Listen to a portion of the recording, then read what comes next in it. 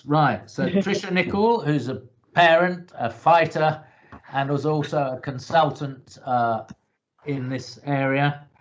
And she's going to, I think, give us quite a personalised account of what it means to her, what inclusion means to her and her family. And take it away, Tricia. Brilliant. Thanks so much, Richard. Hi, everybody. It's really nice to be here. I'm sorry, I would rather be in a room with you, but hey, it's really lovely to see some of you at least, and to know that those little circles at the bottom of the screen are really real people. So lovely to be here. So as Richard said, fighter, I probably am a fighter. I'm your classic annoying mum.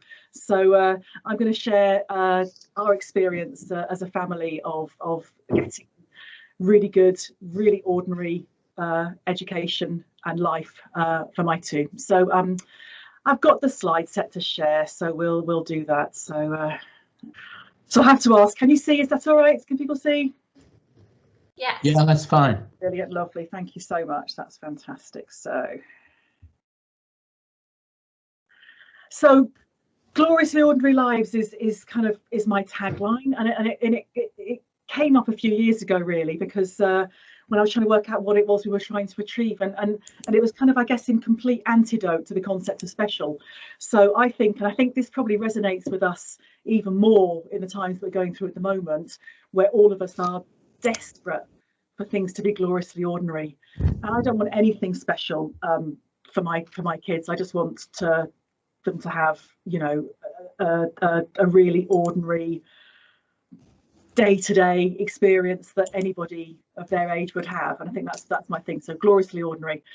My contact details are on my website there. I'm really happy for anybody to get in touch after today, and if they want to talk a bit more. There's obviously so much more detail I could go into, but I'm going to give you a little bit of a whistle-stop tour. So there we go. Let's look for the next one. So that's me. Sam and Lucy are not my kids' real names, and if anybody's watching this as a follow-up, the photos you'll see will be blurred out so you don't see them. So my children came to me, not from me. So Sam's 25, he's actually going to be 26 tomorrow. Bless him, he's had one nearly lockdown birthday and a second lockdown birthday, and he's very unimpressed. And Lucy's 21, she'll be 22 in August. And Sam came to me when he was 10. And Lucy came to me 18 months later when she was 8. And they both happen to be autistic and be described as having severe learning disabilities. My background is any of you who are old enough to remember, I worked in the Value and People Support team. I'm really passionate about inclusion and people getting great lives. My history is a long-term. I used to be a long-term user of mental health services. I'm now a long-term avoider, which I find works much better. And sunshine, the love of good cat, and red wine is the answer to most things as far as I'm concerned. So that's a bit about who I am. So as I said, my two came to me, not from me. In the bottom left-hand corner there, that's Sam with Lucy. There's more of the story today that relates to Lucy, particularly mainly because she was a tougher person. She would be described as a much tougher person to actually get into mainstream education. She was actually described as the child least likely to succeed in mainstream education in the whole of her special school. That first top right-hand photograph is the day we met her. And the rest were all taken within a week of her coming to live with us. We lived in a little village in East Yorkshire at that time. And that face was probably quite typical of the face that we saw. Not a lot of smiling going on, as you can see. We were really clear. Sam had been at mainstream school for a couple of years, well, no, over a year by the time we got Lucy, and he was flying, and we were really clear that we wanted her in mainstream education. And our village primary school had already not refused to have Sam, so we knew that wasn't a goer. So I did the email out to every primary school within a 10-mile radius of where we live, figuring when you live in a village and you can't go to your village primary school, then actually what you do is you're prepared to drive. And we sent out, I think it was 13 schools there were in that radius. And so we sent out an email to all of them, basically reminding them that she would tick lots of their boxes, and that she came with a huge budget, and I got one response, but that's all right because all I needed was one. And the response was from the very wonderful head teacher at the school, little village primary school, 99 kids, who said, yeah, we'll have her. No idea what to do, but if you'll work with us, then we'll have her. And that's been one of my first realizations, is that's what you need. You need someone who's prepared to have her, and the rest of it you work out. But someone who's willing and celebrates and welcomes kids, the rest of it you can work out, because frankly we're all making this up as we go along. So the next slide is the first week that she started at this primary school. And if you just have a look at that face now, and then first of all, can you spot her? Can you spot the autistic child with severe learning disability and challenging behaviour? In case you can't, that's her there in the middle. And look at the difference in her face. One of the lovely things that happened that first week was that the very first day she was at school, I got the phone call from John, the head teacher, saying, Trisha, is she all right in the yard? And I said, yeah, absolutely. Now she had one-to-one support from 9 o'clock in the morning till 3 o'clock in the afternoon, but we've been really clear that wasn't about velcroing her in any way to a teaching assistant. And so what they'd said was, can she just go out and play in the yard on her own? I said, yeah, absolutely, 100%. And I said it with a bit of a wry smile, because in her special school the previous term, the special school shared a site with a mainstream school, and it had taken a month of risk assessment for her to have, and I quote, an inclusion opportunity on a Friday morning in the mainstream school yard, with one-to-one support from a teaching assistant. And a 2-minute phone call that went, is she all right in the yard? And I went, aye, she's fine. Sorted it out, and she had, what we would euphemistically call peer support. She played with the other children in the yard, and that kind of attitude is one of the really important starting points. She moved up to secondary school with her friends, and I think, yeah, there's the year 11 prom, which I think sums it all up. Again, it's really clear who the autistic child is there. Clearly, that's her on the left-hand side in the blue dress with her good friends. And here we are 6 years later, and particularly Katie there on the right-hand side is still a really good friend. And we live 200 miles away from the East Riding of Yorkshire now, but they've still maintained really good friendship. So, as I said, if I'd had more time, I'd have gone into lots of the detail, the minutiae of the detail of all the sorts of things that we did. But in a short amount of time, I thought the best thing to do would be to give you this idea of some guiding principles that we work to.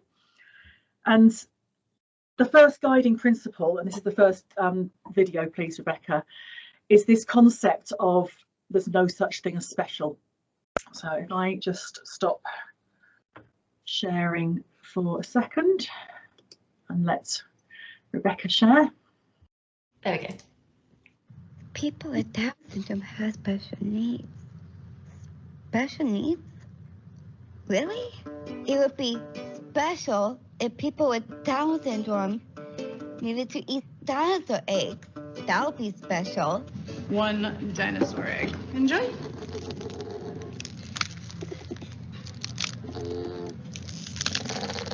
Yeah, you were totally right about Lindsay.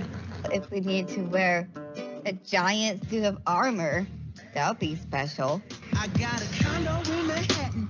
Baby girl, what's happening? So gonna get to clapping. Go pop a phone. It would be special if we needed to be massaged by a cat.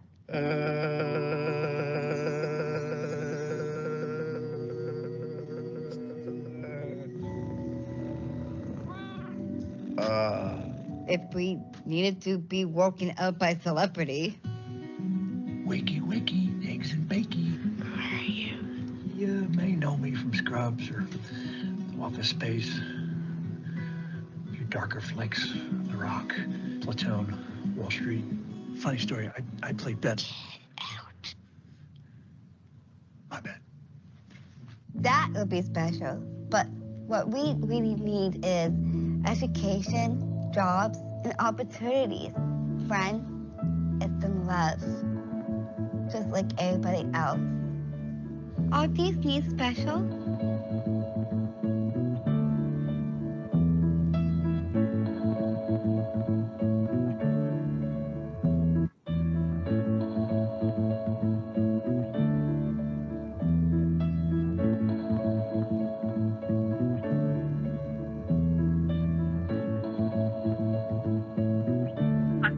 Thanks, Rebecca. Lovely. Thank you so much. So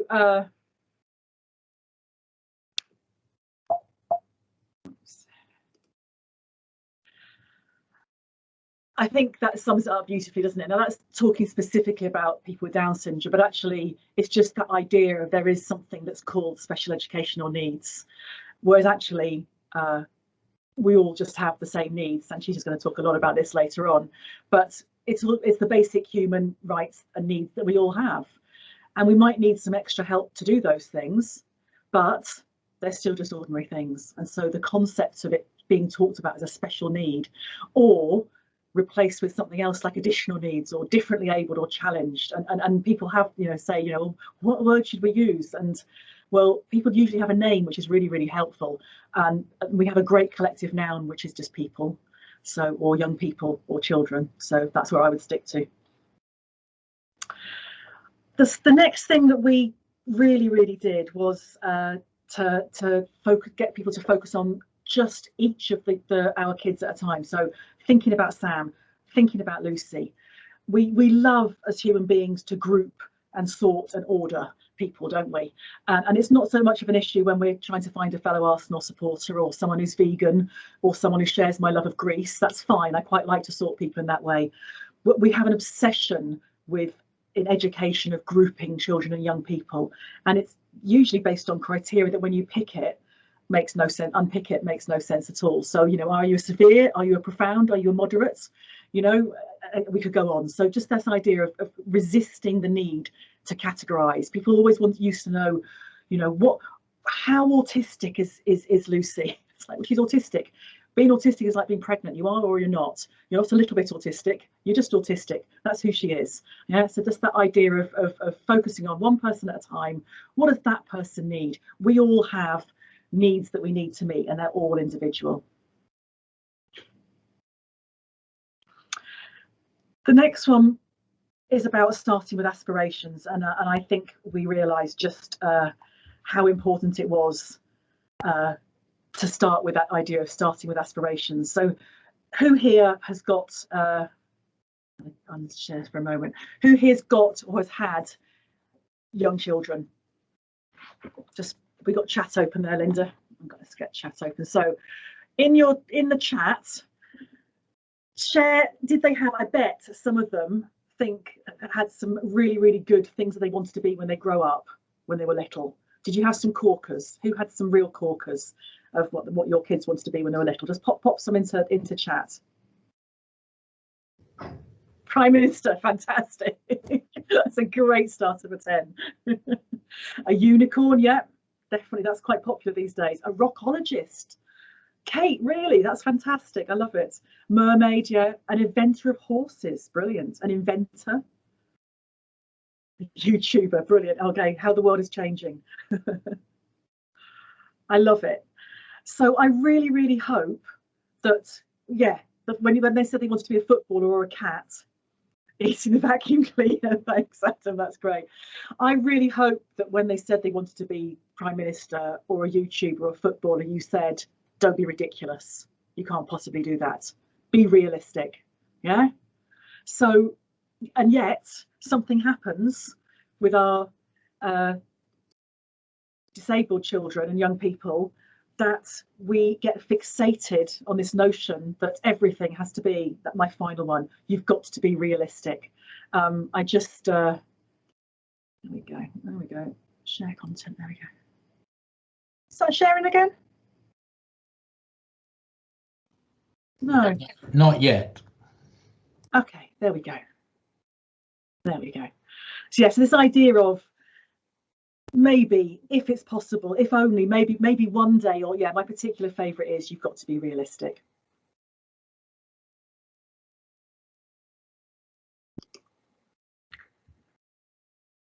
Oh, sorry, let me get down there. Whoops. Preparing for adulthood, you'll all know, I'm sure, has got a really nice framework for thinking about aspirations and being really, you know, thinking really positively and having high aspirations for people, and just reminding us that people want the same things. So I've put the link there on the slide, but I just think of that young man there is, you know, dreaming of having a boyfriend or a girlfriend. He's dreaming of being down the pub with his mates. He's dreaming of being a doctor or a nurse. He's dreaming of having his own place. He's just dreaming of all the same sorts of things that all young people want. And our job is to look at how we can make that happen and look at how we can make that work. It's as simple as that.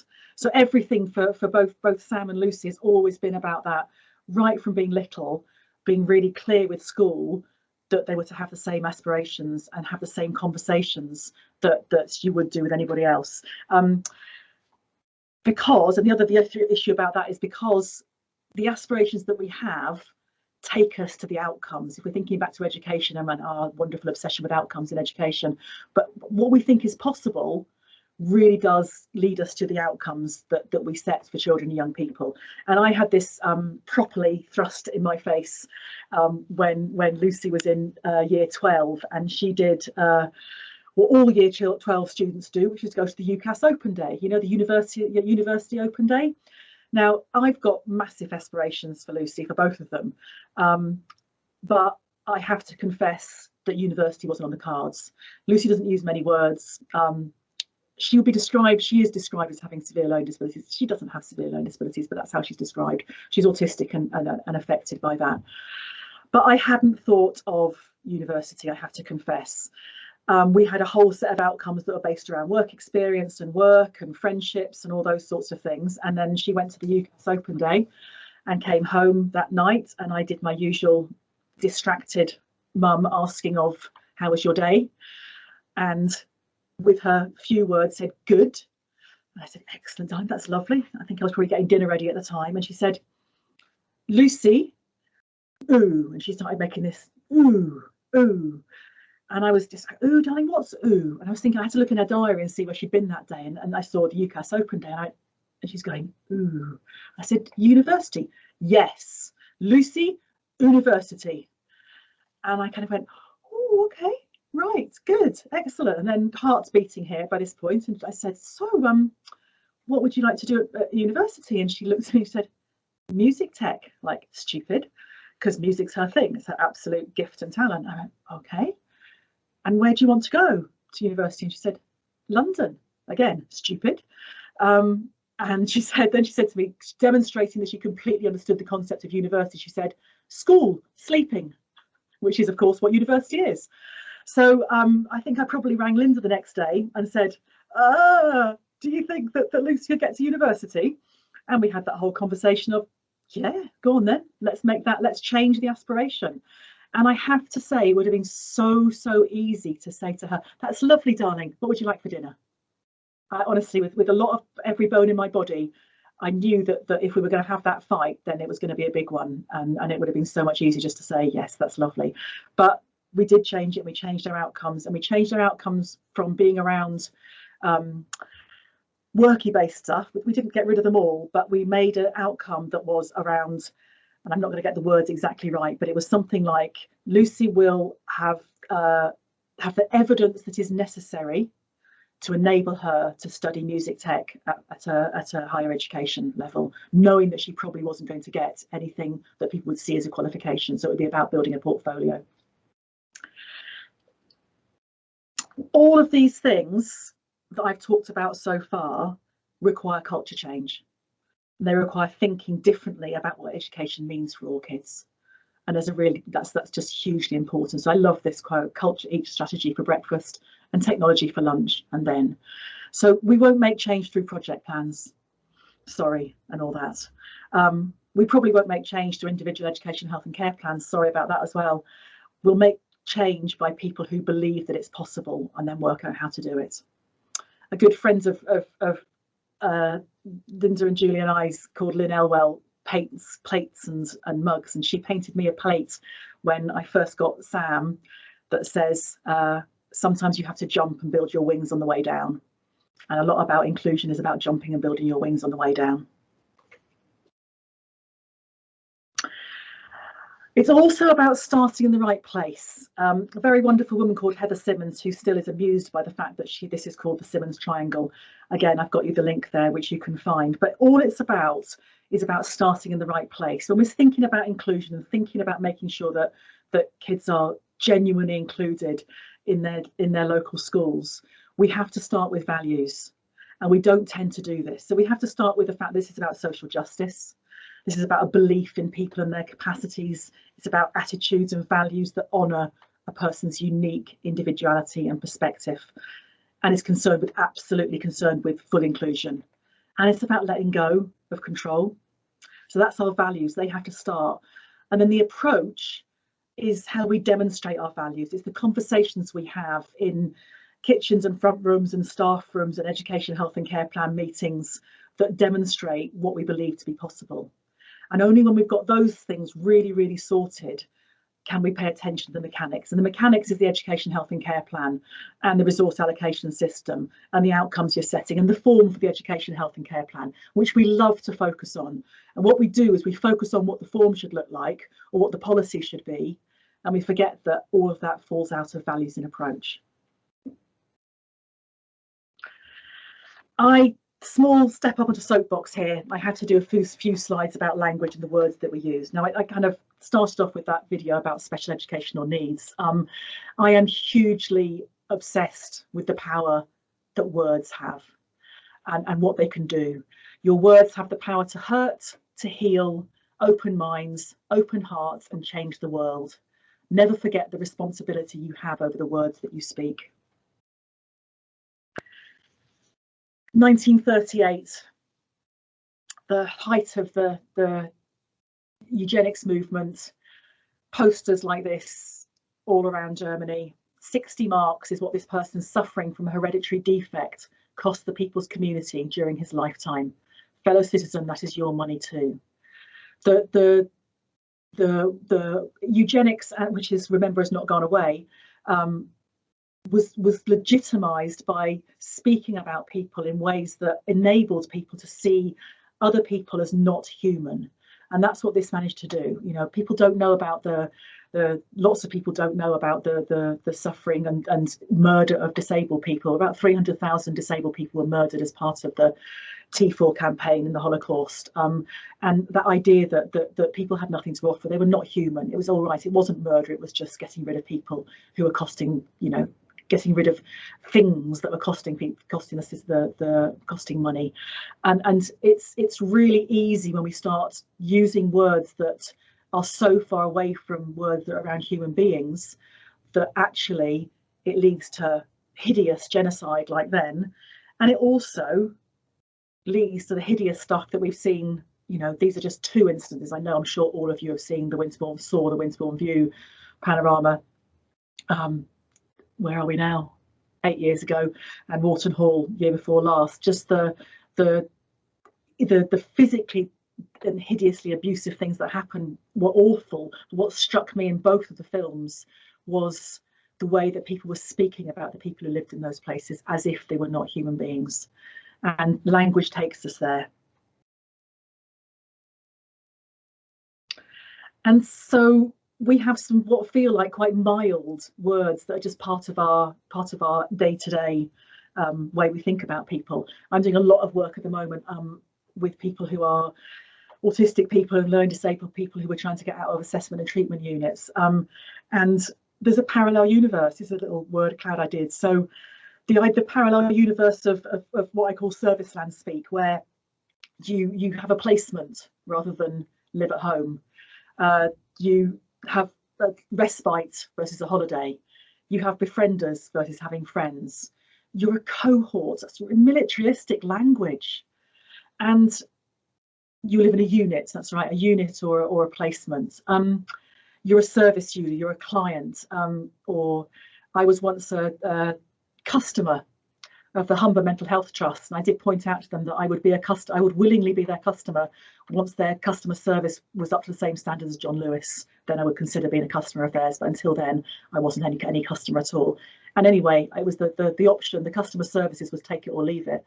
So and then acronyms. We're fond of a good acronym, isn't there, aren't we? But there's nothing less human than talking about LD or PMLD. There's nothing less human about reducing someone to a set of acronyms. And really, how much more breath does it take to talk about people with learning disabilities or people with profound and multiple learning disabilities? So a real critical one. And sometimes you need to go to the dictionary. So respite's one I always point out to people. Respite's become a place that people go like it's a building, called respite. The dictionary tells us that respite is a short period of rest or relief from something difficult or unpleasant. And I don't know about you, but you know, my kids are sometimes, you know, hard work like all kids are, but I don't ever need a short period of rest or relief from something difficult or unpleasant. And again, Steve Coulson, a super guy, works currently for Thistle. So if you want to Google this, but he wrote a really good paper about this, and particularly the one that I draw your attention to is this idea of, does my language reflect a genuine partnership or imply a power imbalance? Does it champion someone's citizenship or accidentally diminish it? Do I need to go into details? Sam, until March last year, like everybody else, had 8 hours a week paid work in our local decathlon. He got that by a friend of a friend who worked in decathlon saying to their manager, I've got a mate who's really interested in working here. I think he'd be brilliant. Could I bring him in? And she said, yeah, of course. He didn't say, I know someone who is autistic and has got severe learning disabilities who we think would like a work placement. I suspect they might not have welcomed him quite the same way. Once he got in, he was fine. He got his, you know, he did his own interview. Sam's very personable and was able to hold his own. But getting somebody in often requires you not to give the detail. And again, if you Google Tales from Serviceland, it's a friend of mine, Tim Keelty, who's a top bloke who writes brilliant blogs, lots of them around the language that you use. And I love this image, you know, this idea of, when I get out of this assessment and treatment unit, I really want to live in a core and cluster type arrangement, or perhaps an innovative model. I quite fancy a step down placement, preferably sharing with complete strangers. And it's just, it is daft, isn't it? It's daft, the language we use. And I just got a second video clip there. That's the second one, Rebecca, for you to show.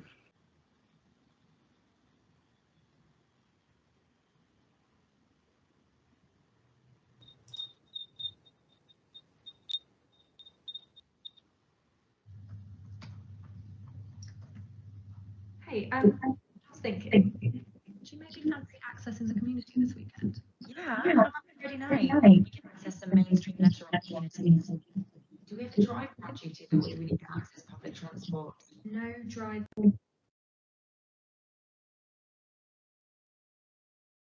At activity night, pizza and a film, I think.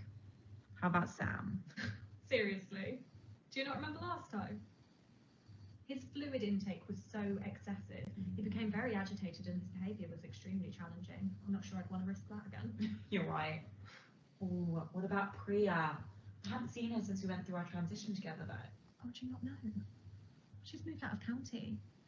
She's got a new residential placement. She's sharing with 4 other service users. Not sure I'd fancy that. She doesn't know any of them. Wow, that is such a risk. Which reminds me, we'll need to do a full risk assessment for this activity. I'm on it. I'll check in with Amy and Tom too, see if they fancy a bit of mainstream inclusion. It would be great to get a group of us together. I know. It'll be so lovely to have some positive interaction with our peers. I know. It's been too long.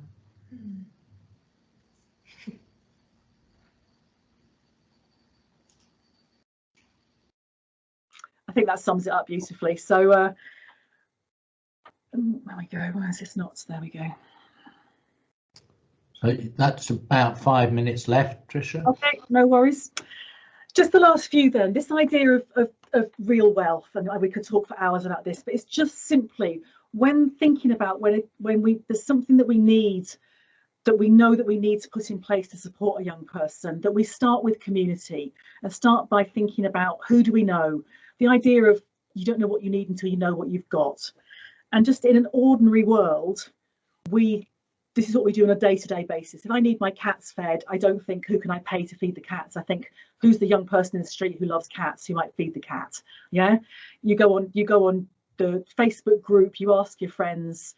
That's what we do in an ordinary world. Whereas in our slightly strange world of Serviceland, we seem to think that what we need to do is to find a service for something. And just the idea of starting with ordinariness. We did lots of what worked really well with both Lucy and Sam at school was just asking people if they could help, and just looking for the ordinary local stuff that they could get involved in. And then there's a thinking differently about who. We've really got to change this idea of, I don't do that, I'm a nurse. I don't do that, I'm a teacher. I don't do that, I'm a commissioner. And particularly to remember how important the other young people are and how vital they are in thinking and planning. We never have a review meeting ever without there being another young person there. This is just an example of one I did. It was her year 12 review. And we used to go into form time. I'd send post-its in and ask the kids in her form to share their views. So this one was about what sorts of jobs would be good. And they just, because they know her and because they're also, 16 or 17 as she was there, they could think about things that I wouldn't think about. So it was really, really important. Never, ever have a planning meeting without another young person being there. So it's not just a bunch of adults in a room trying to work out what's best for a young person. And this idea that working together and using everybody's strengths and energy is really, really the best way to go. I love this. Collaboration is not about gluing together existing egos. It's about the ideas that never existed until after everyone entered the room. And then it's about different conversations. We have to change the starting point that we have with this, which always in our education system, in our healthcare system, in our social care system, starts with what's wrong with you. What's wrong with you that needs fixing? What are all the things that you can't do? In the personal budgets world, you'll hear people talk about moving from what's the matter with you to what matters to you, and that's what this is about. Also, we inherently usually pick a problem that's not a problem to the young person at all. I've just had a conversation with college this week about Lucy, that's all about the fact that they want to set an outcome that's about helping her, making her learn to ask other young people how they are when she says hello, how are you? Because that's how you get friends, apparently. So they perceive that to be a problem, the fact that she chooses not to, is not able to say hello, how are you, and they want to make that an outcome. It's a problem that's not a problem for her at all, and frankly it's probably not a problem for her friends either, but we try and fix a problem that is not a problem for the young person, and funnily enough they probably won't be interested in playing with it. I've given you this quote because it's a quote that I just love. John O'Brien, go you look at anything that John says and watch him on YouTube. He's a very wonderful man, but this is one of my favorite quotes, and it's whenever we've thought and planned about what Lucy and Sam's lives need to look like, we've come from this starting point. Search for capacities. What can they do? Seek connections. Who do we know? Who do they know? Where can we get connected? And be open to yes. And it's that last one that's critical. When Lucy says, Lucy, university, you go, okay, yep, let's work on how we do that. Because to get to yes, you sometimes have to say, what would it take? Not can we, but what would it take? I love this. So I spent a lot of time when Lucy was first in her primary school, the first few weeks I spent quite a lot of time in school, and Verity said to me, why doesn't she say hello to me? And I said, well, sometimes she's a bit rude, because she is, and sometimes she doesn't really notice that you're talking to her. And she thought for a little while and said, a bit like when you're in Spain and you don't understand what they're saying, so you don't listen. And I thought, perfect. So speech and language therapy assessment, yes, 100% correct. And she said, okay, I'll just keep saying hello then. And you know that if you tap her on the shoulder and make sure she knows you're there, it helps. I'll make sure the other kids know that. So for a 5-year-old, speech and language therapy assessment and plan in about 30 seconds. So guiding principles, let's just go through them again. So think and plan one person at a time. That's all there is. We only have one person. We're all individual. Huge aspirations and a healthy disrespect for the concept of special. Culture change, thinking differently about people and starting in the right place, starting with a culture change, not worrying about what the forms look like. Really paying attention to the words that we use, remembering all our real wealth and starting with community, not looking for a service for everything. Thinking differently about who and not forgetting the other young people who can really help. Having a different conversation and asking different questions, thinking about what would it take. And I'll just leave you with that, which is the 18th birthday party. Again, you probably don't know which one she is, but that's the young disabled woman there with her friends, again, all of whom she's still in touch with. So thank you so much. That's brilliant. Thank you so much, Tricia. And a lot of food for thought there. But I didn't introduce myself at the beginning. I'm Richard Reeser from World of Inclusion and lots of other things, and I'm chairing this afternoon's session. It struck me while you were speaking, when we made the UN Convention on the Rights of Persons with Disabilities, it was an absolute key point that the word special should never appear in it, and it doesn't. And as that's the ruling international law on this question, overriding all others really, it's important that we keep bringing that back to people. So and lots to be getting on with there. I think we'll hold any points and discussion till you've both presented, because I think it will give a more both sides of where we're coming from on this discussion. So going to now move over to our next presenter, who is from the British Institute of Human Rights, Sanchita Hosali, and she's going to give us more of the sort of human rights background to the whole issue, and then we'll see how we can synthesize these two sides, you starting from the individual, her starting from the big out there, and bring them together to some meaningful praxis that we can actually take forward from this session. So Sanchita, over to you. Thank you. Great, thank you, Richard, and thank you, Tricia. And I think we, when we were talking about what we were going to talk about in this session, I think one of the things that we felt really strongly was that actually starting with the human story was really important, and kind of showing actually this is what's possible. It is possible to do things differently, to do them in an ordinary way. And like, how bizarre is it that we talk about making things ordinary as being the different way of doing things? But what I want to come in with is a bit of sort of background around human rights law and how it works and how you can use it in practice to underpin a lot of what Tricia has just shared with us. Because I think one of the things that can often come back is, well, that's great for you and that works for you, but how do we do that in other places? What happens if I don't have, you know, kind of a local community, and the people that I'm kind of working with aren't as responsive as maybe the ones that you've been working with? And that's where knowing a bit about human rights law and what it actually means in practice can come in handy. So I am going to hopefully share my slides with you. Everyone else has disappeared for me. There we are. I have a big red line around it, so I'm going to assume that you can see my slides now and carry on. Yeah, so human rights, perfect, great. Human rights and inclusive education.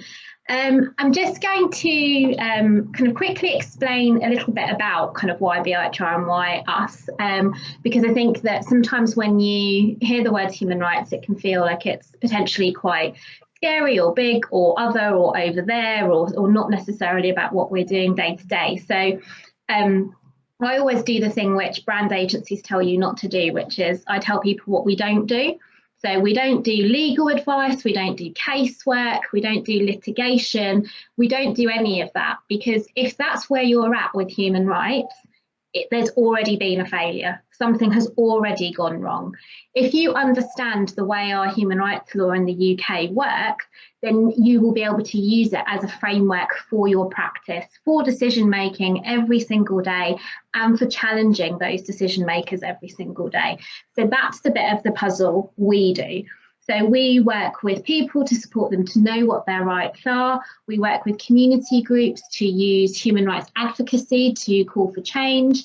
And we work also with frontline staff and services and authorities, whether that's a local authority, social work department, or it's a commissioner of regional services. We work across the kind of whole board.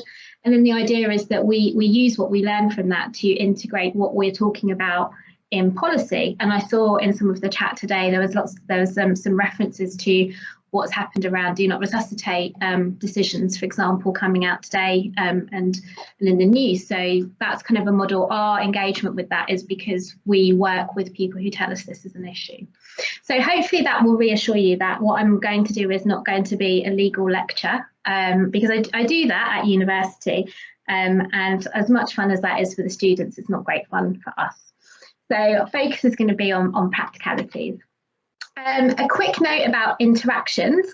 So obviously we've got the chat bar, but I'm going to hopefully not challenge us too much, but challenge us to potentially use another website. So if you have Teams open on your laptop, you can either open the internet on a kind of another tab. I would suggest another window so that if you close it, you don't lock yourself out of the meeting, or if you've got a phone handy, to open the internet on your phone, and to go to a website that is slido.com. So SLIDO.com.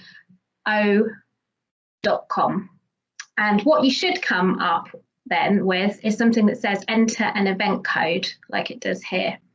And I'm going to ask you to enter the words inclusive education with capital I and capital E. So this is part of how we do sessions, because I can't see you and the chat bar moves really quickly and it's really hard for us to all interact with each other. And interaction is a great human rights principle. So we're going to see if we can make it happen on our kind of next sort of 35 minutes together. So this is going to be the test to see how many of us have got onto the site. So what I would like you to do is, I'm going to come to a question actually in a moment, but just before I do that, I should flag that in the same way that Tricia said that she's talked about kind of personal stories, I will also talk about some stories as well, and just a quick kind of self-care flag, just to kind of let you know that there might be some things that we might discuss which may kind of may be distressing, and obviously please do step away whenever you need to. So if we're on Slido, what I would like you to do is a box will have come up and it will ask you to type in what the words human rights make you think. So it could be a thought or a feeling, it could be a right, it could be an experience, it could be negative, positive.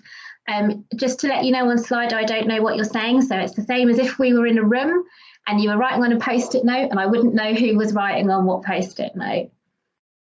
So because this is a word cloud, as people say the kind of same thing as you or type the same thing as you, that word kind of will get bigger.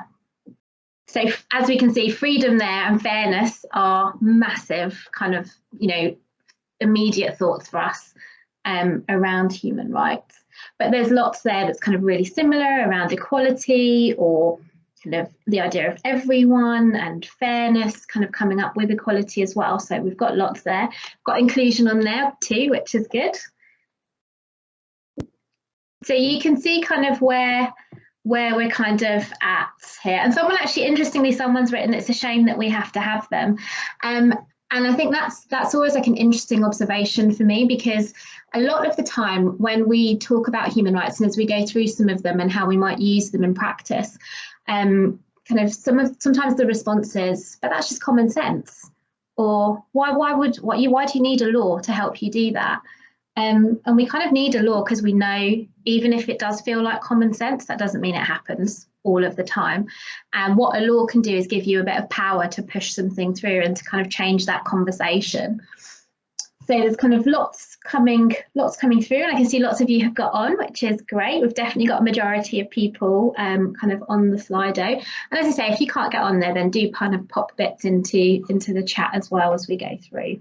So there's a lot there about kind of this idea of fairness, of everyone, protection, respect. So kind of those really sort of strongly held values, which I guess comes back to what Tricia talked about in terms of what's our value base, what's our starting point, right?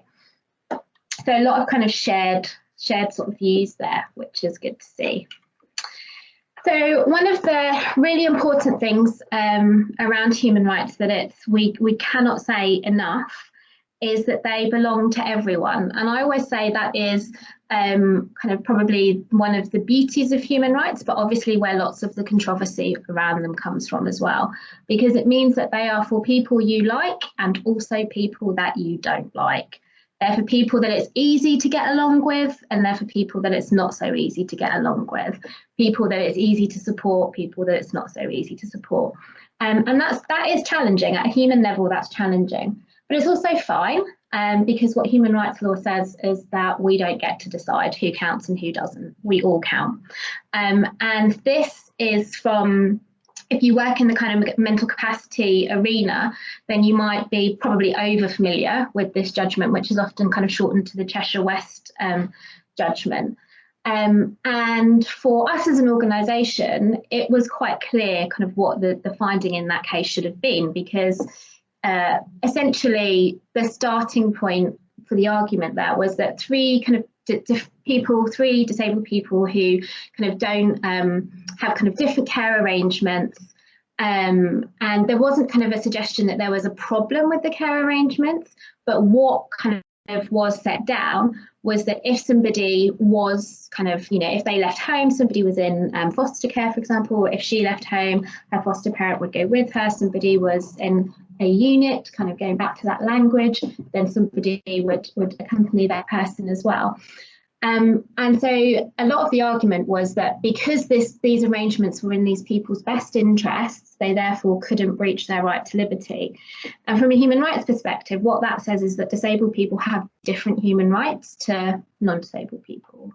And that can't be right, because human rights apply to everyone. So we have them just by virtue of being human.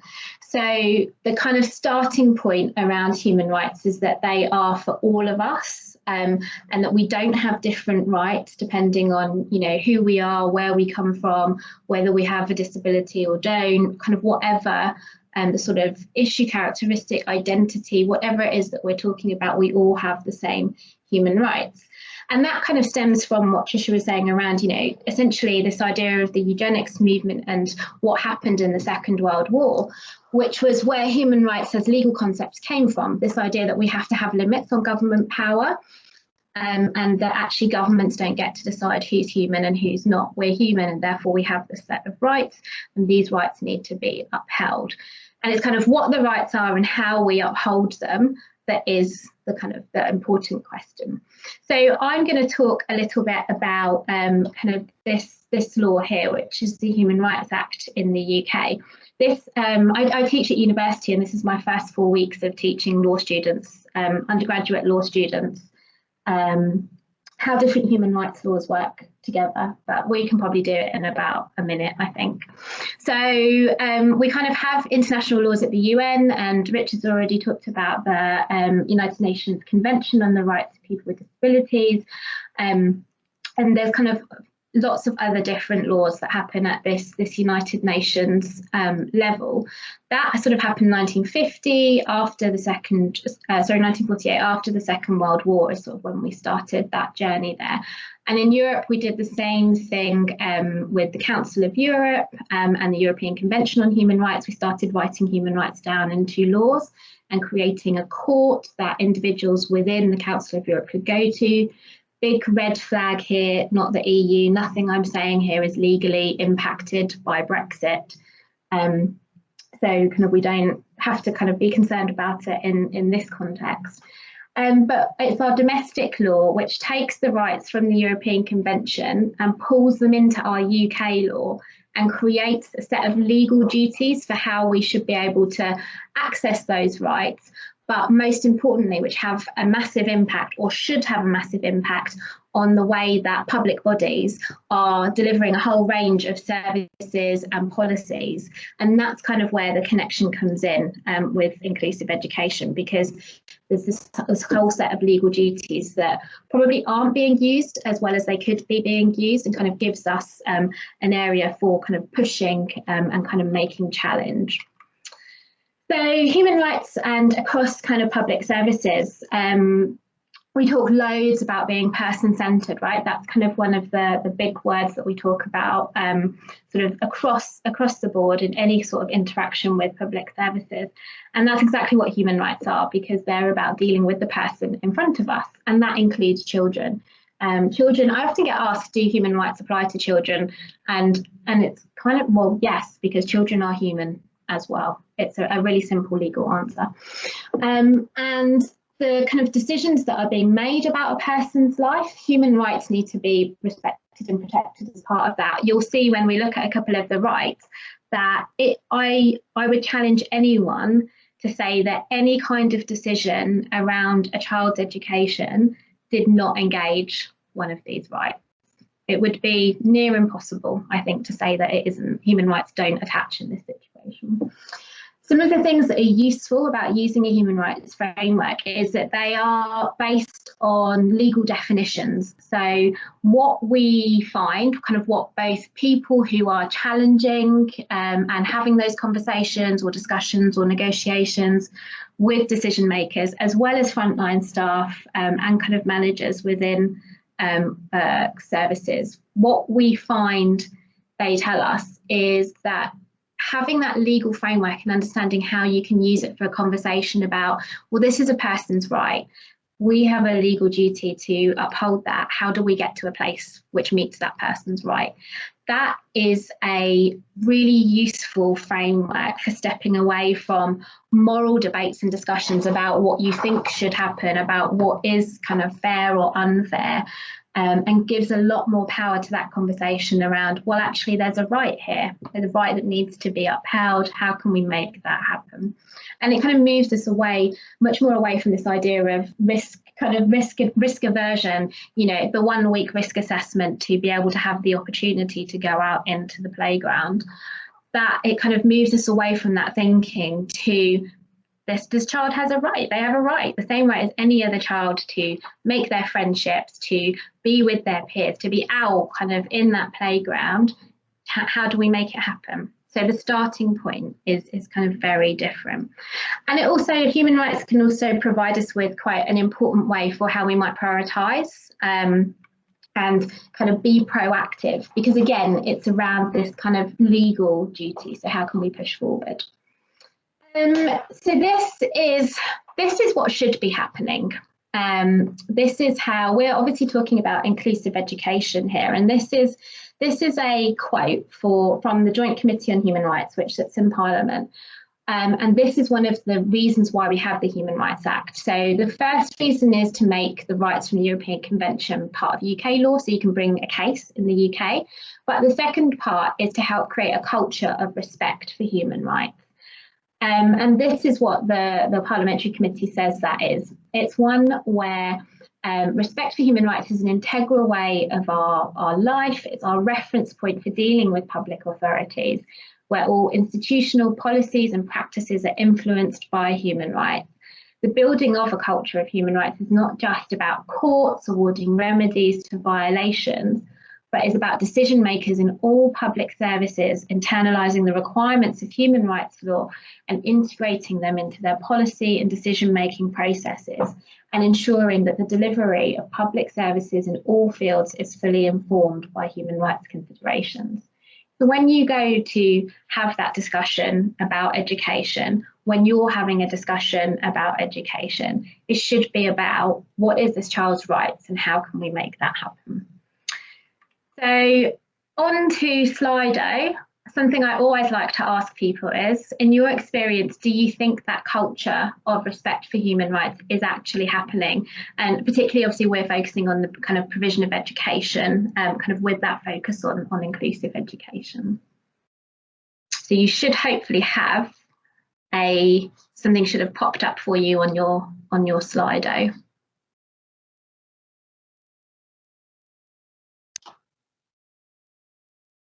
So we've got kind of mostly sometimes, but quite a lot of no's going on.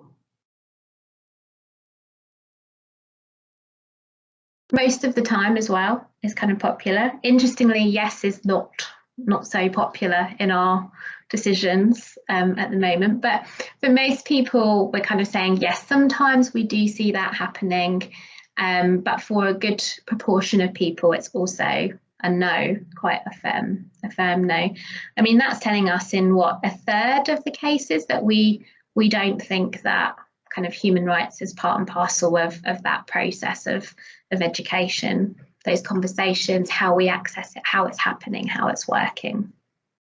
Okay, I know with Slido, I know the moment I say okay and I'm about to move on to the next slide, someone's going to sneak a vote in. Okay, so a quick kind of recap, refresh, maybe new information about how the Human Rights Act works. So I keep talking about this duty to uphold human rights. What does that actually look like? Because that's what we need to have the conversations about when we're talking about inclusive education and we're saying this is what needs to happen because this is the duty. So there is this duty on public authorities to essentially respect and protect human rights across their actions, decisions, policies, services, etc. And I think that's really misunderstood.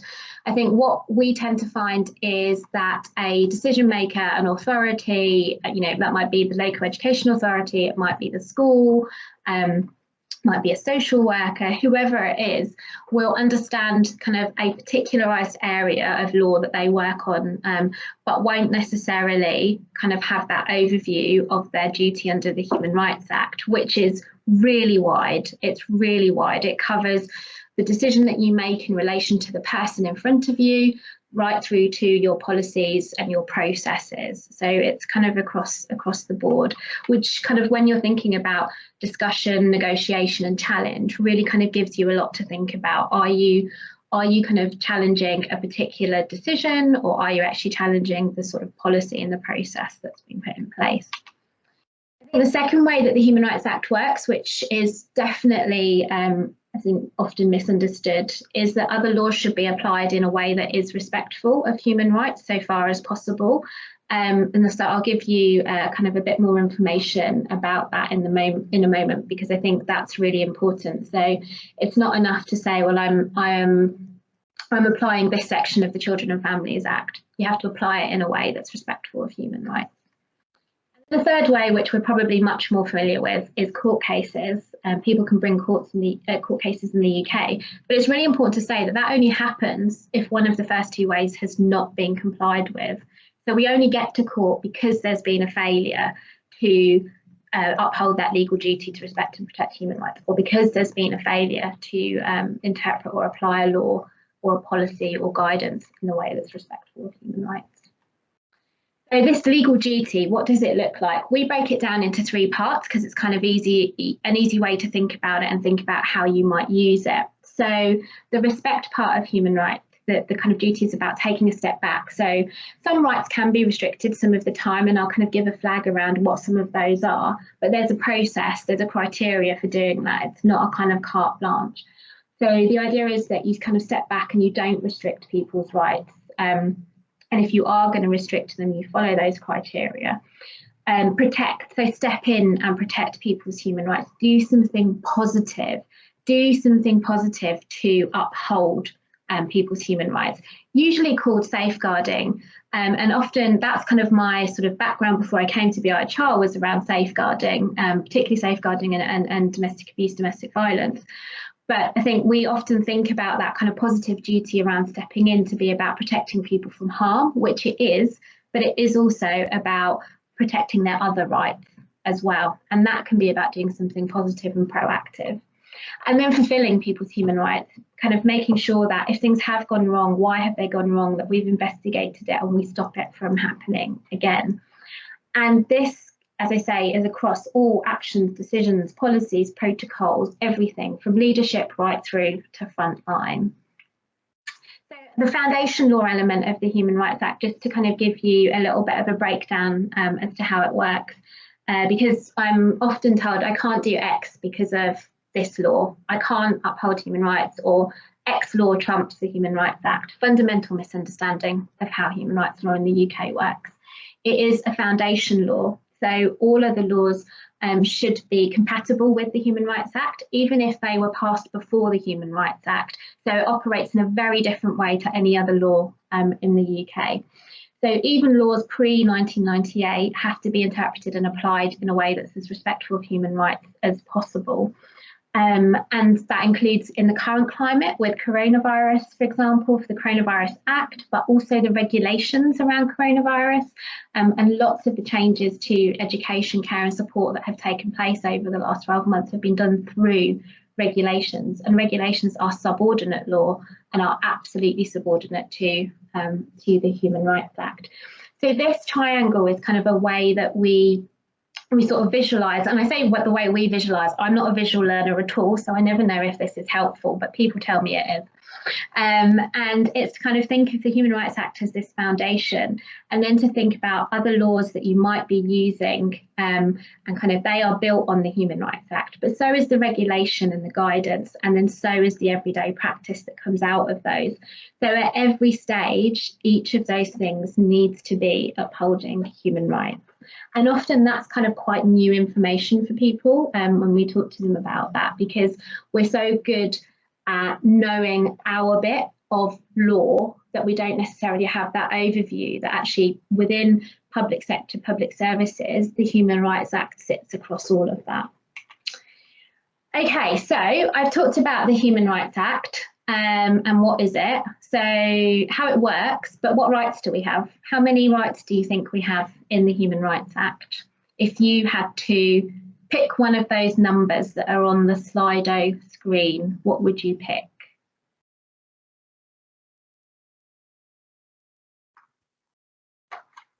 Okay. Can see the numbers going up.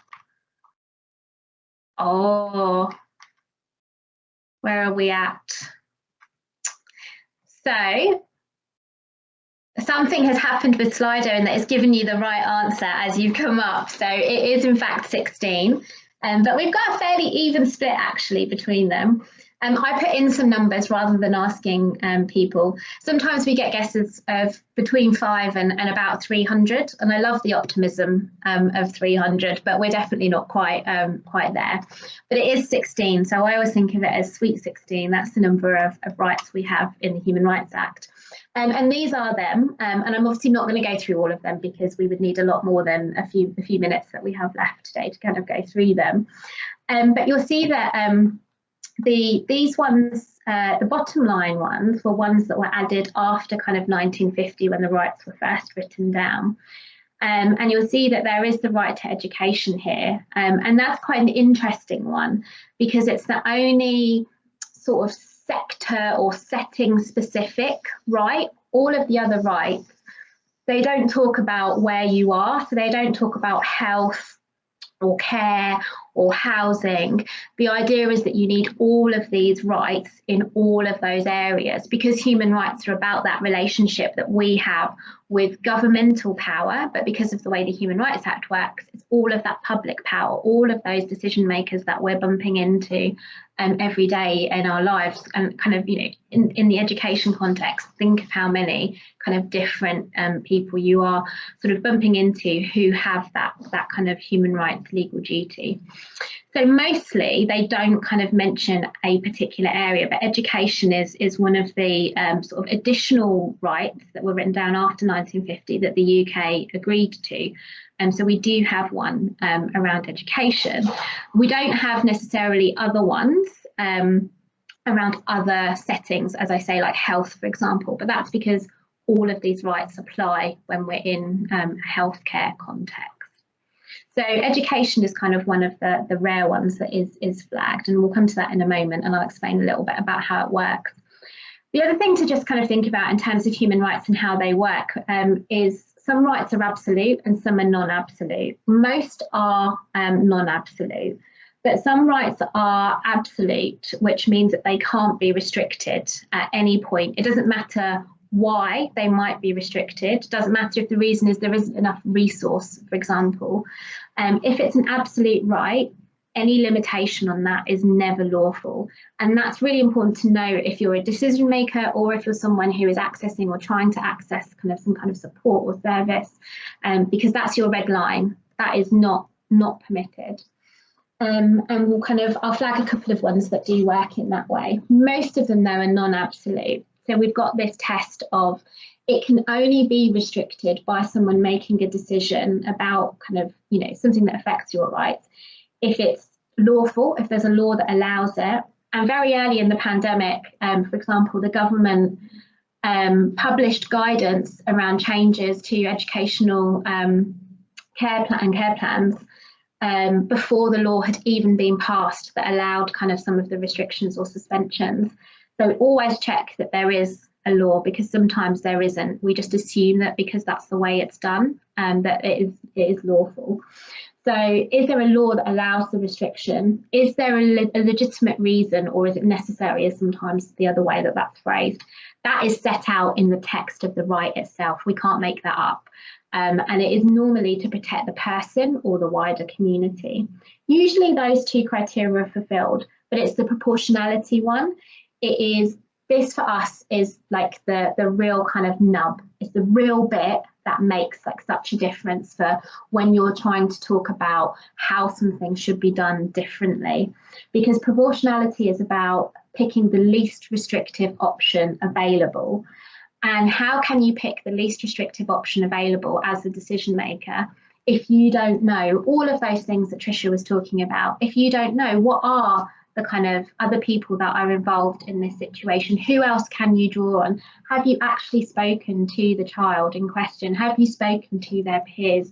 What do you know? We talk about it as co-production, right? That's kind of a term we use quite a lot. But actually for us, how could you possibly make a proportionate decision if you haven't done all of those things?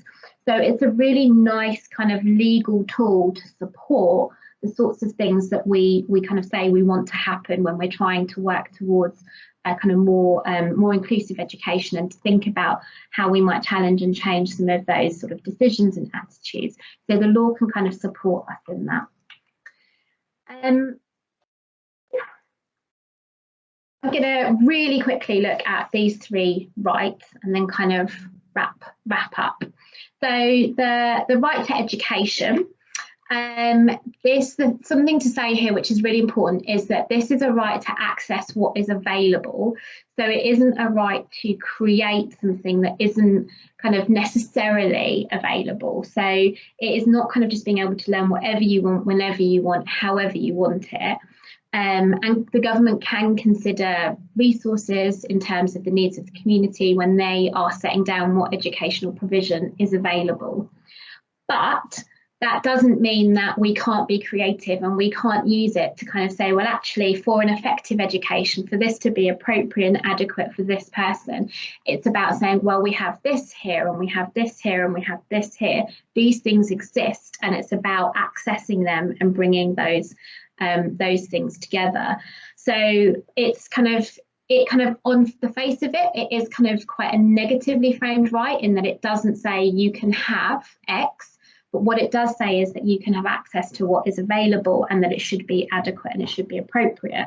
Now, for inclusive education, that can be a really strong way to kind of talk about, actually, this does exist, or actually this is here, and it is about kind of my child or this young person for themselves speaking, this is what I want to be able to access.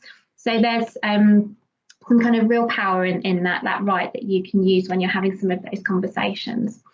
The one right that I always challenge anyone working in any kind of area to kind of be able to come up with a situation that doesn't engage this right is the right to respect for private life, home and correspondence, private life, family life, home and correspondence. It's a mouthful, but it's a mouthful because it covers so much stuff.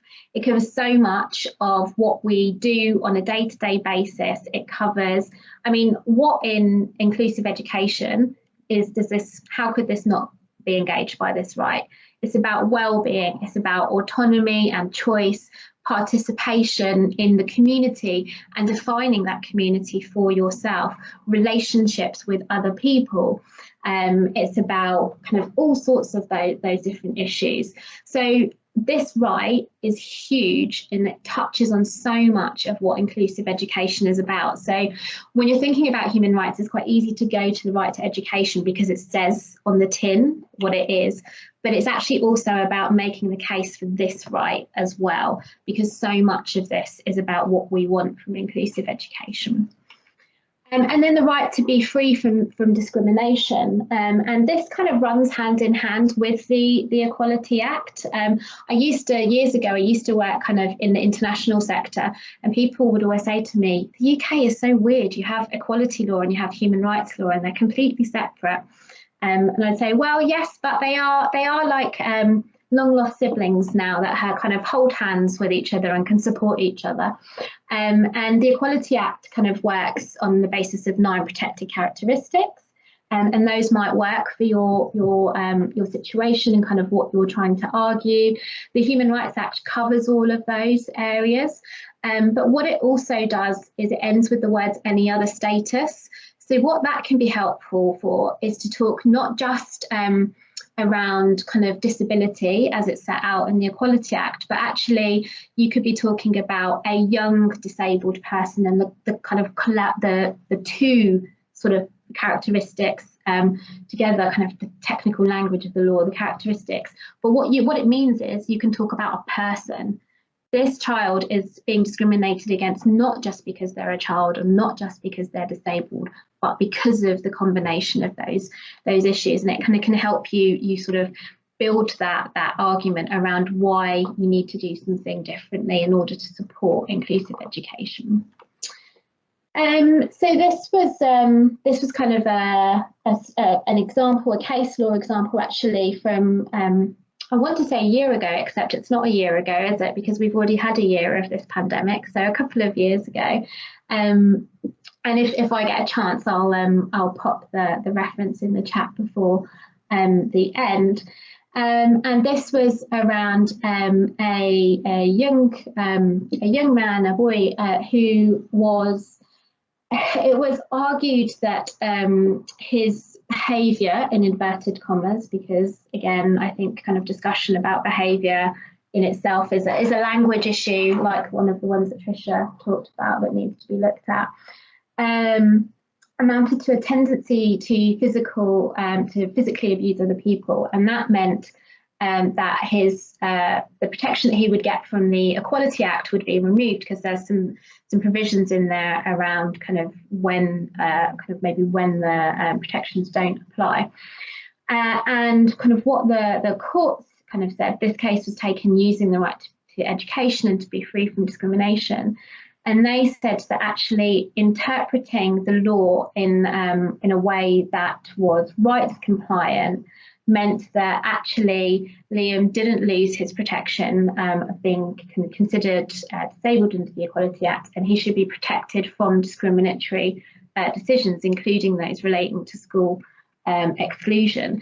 So that kind of picks up lots of issues around the kind of different rights that we have, but also how we interpret and apply legal frameworks that maybe we use more familiarly, but that are not necessarily being used in a way to protect us and to uphold our rights. So the last couple of things I'm just going to say is about international law, which Richard sort of talked about already.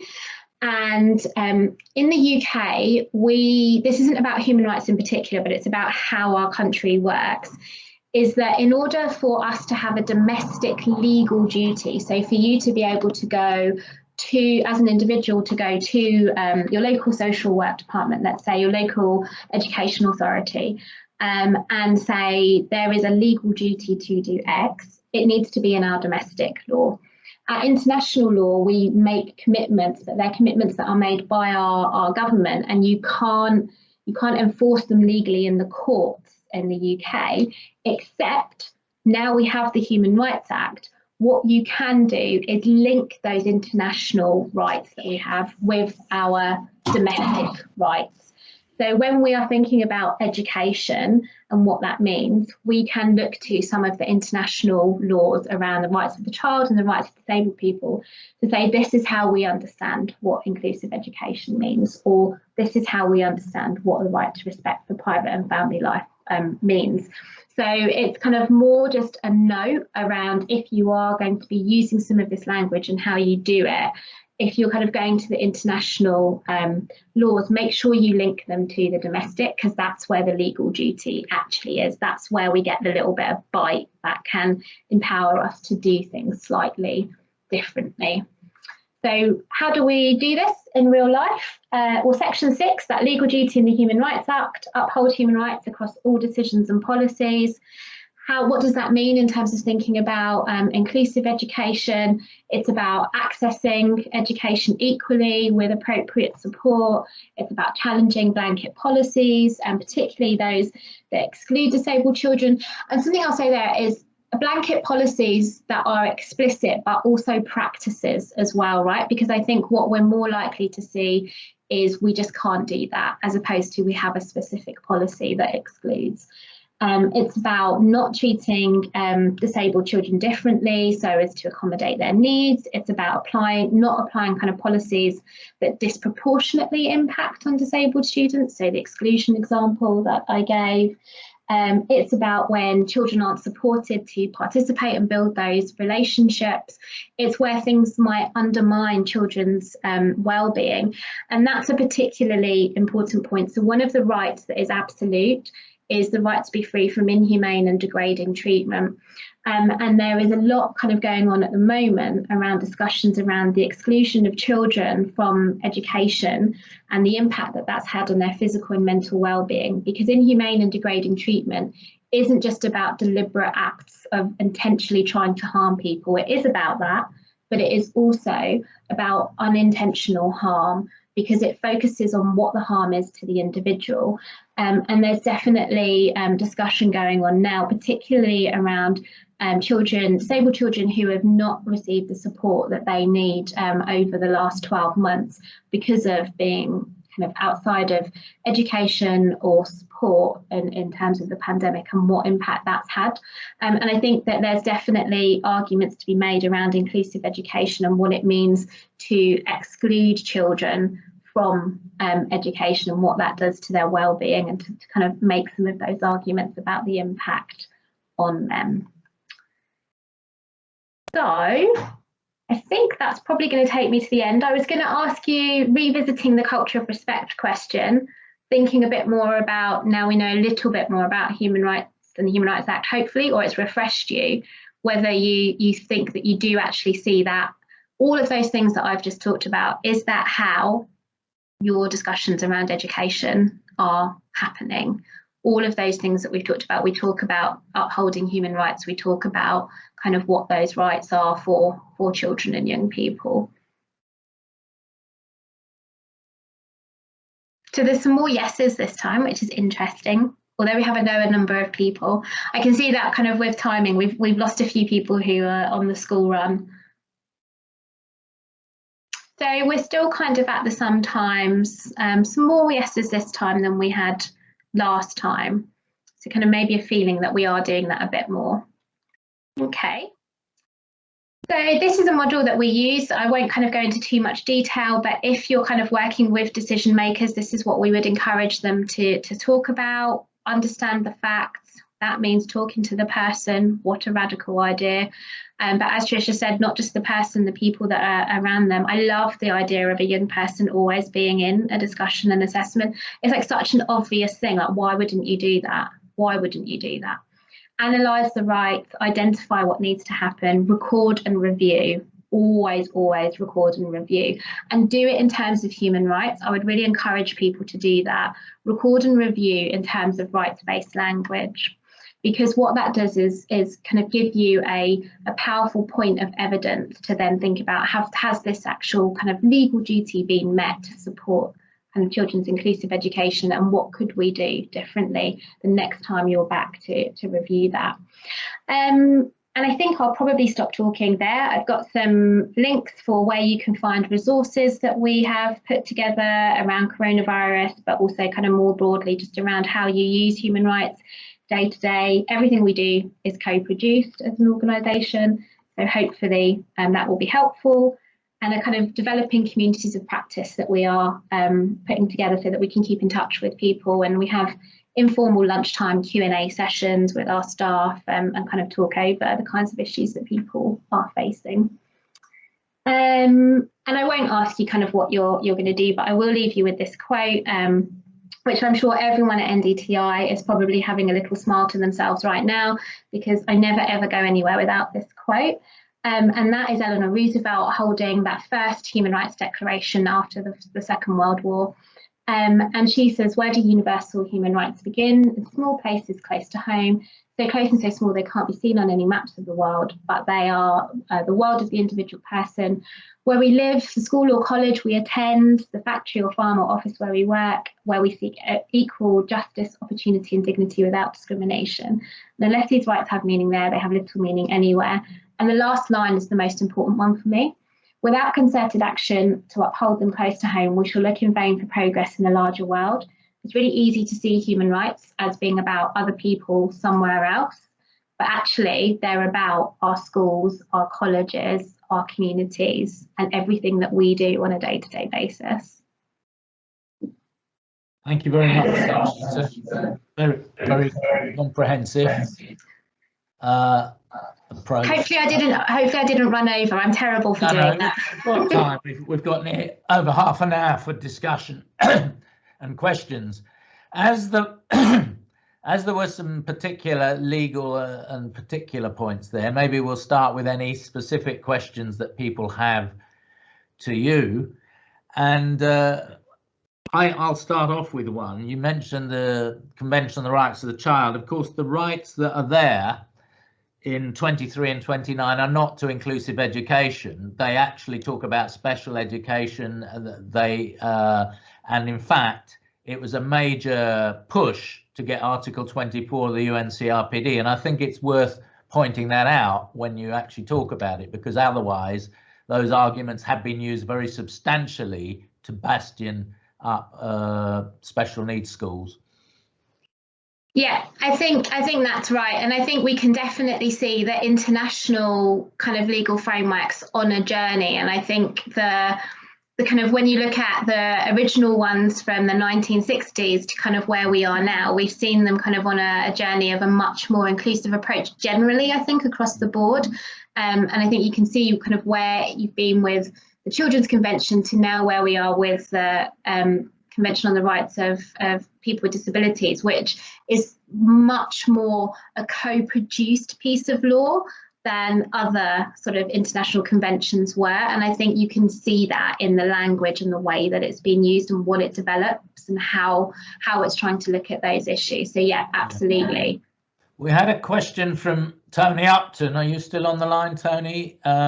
About whether we should go back to having British Constitution in schools. I don't know if he wants to say more about it before you answer. Yes, I've got a copy of the book that I've linked to. Yeah. I think it was 1973 that they stopped teaching. There used to be an A-level constitution as well. And of course, that got the English constitution, really, because obviously Britain wasn't formed to the Act of Union in 1707. Goes back 1,000 years. And of course, our inalienable rights are derived from trials of battle.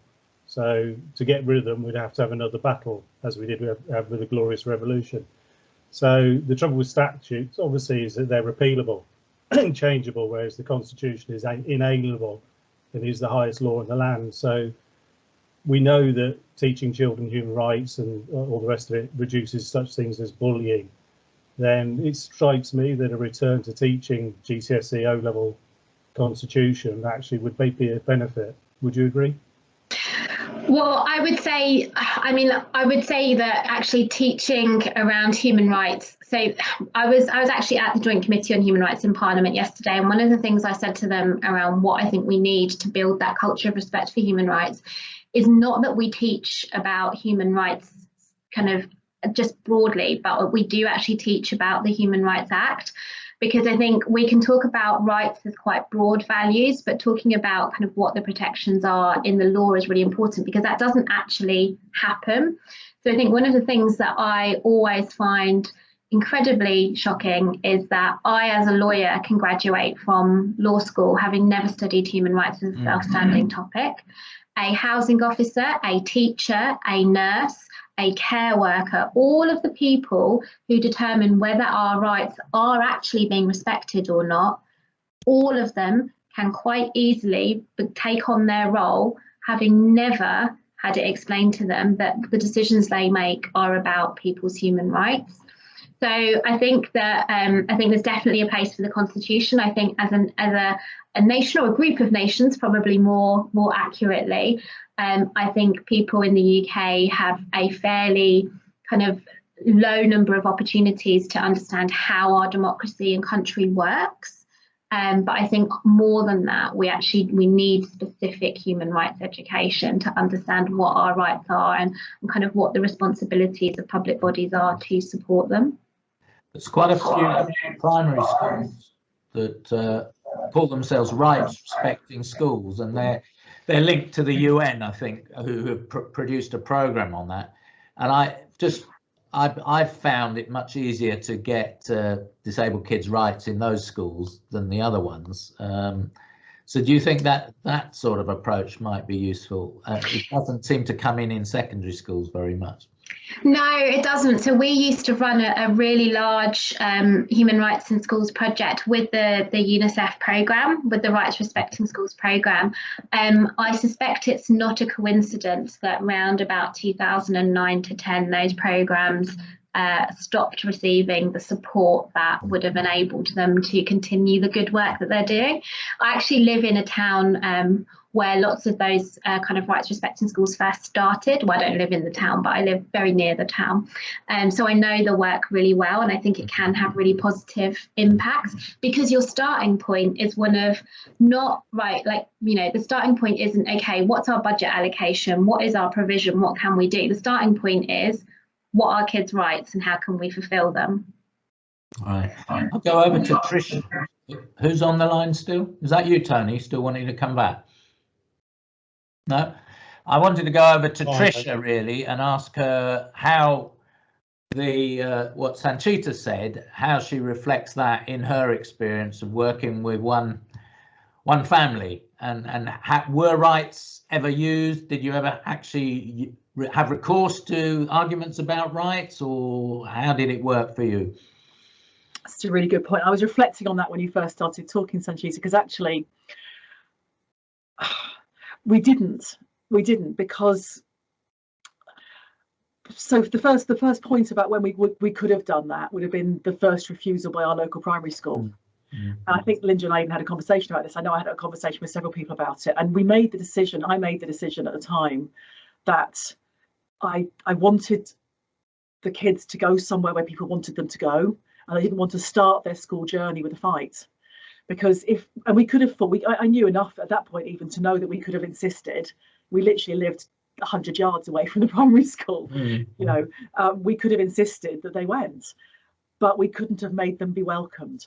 And everything that, if anything went wrong, that would have been, you know, they'd have been constantly looking for something, and that's the difficulty. That was the difficulty for me. So I guess I turn it on its head slightly. So I haven't ever used the Human Rights Act, but what I've done is I am naturally the schools that have worked, that between the two of them, they've been to 3 different schools, 1 primary and 2 secondaries, and the commonality is those 3 schools came from a human rights perspective. So it's what you said, Richard.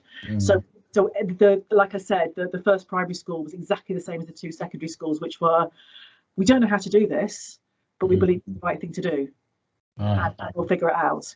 And that was also demonstrated in the way they looked at education generally in the school. So I think that's the thing for me. So yes, I completely agree they're a tool to fight with when you need to fight, but I think I would also use them as a tool to look for the right place, to look for that evidence. Yeah. So as an extension of that, Sanchita, I sit on the SEND Tribunal first tier, and we get lots and lots of cases brought by local authorities. Well, we asked all the schools, and they've all said they can't meet need, which is not actually, as you know, a legal category, but the local authorities accept that because the local authority actually has the power to place the child with a plan in that school, and the only appeal is to the Secretary of State. There is no such category of can't meet need under the law. And yet most local authorities accept that. So those local authorities are not rights respecting authorities. How do we move, using what you've said, to make more local authorities understand the Human Rights Act in the operation of the SEN mechanisms?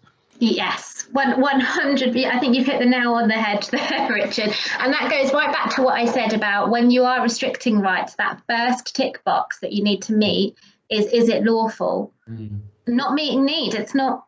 Show me the law that says that's written down. Just show me the law.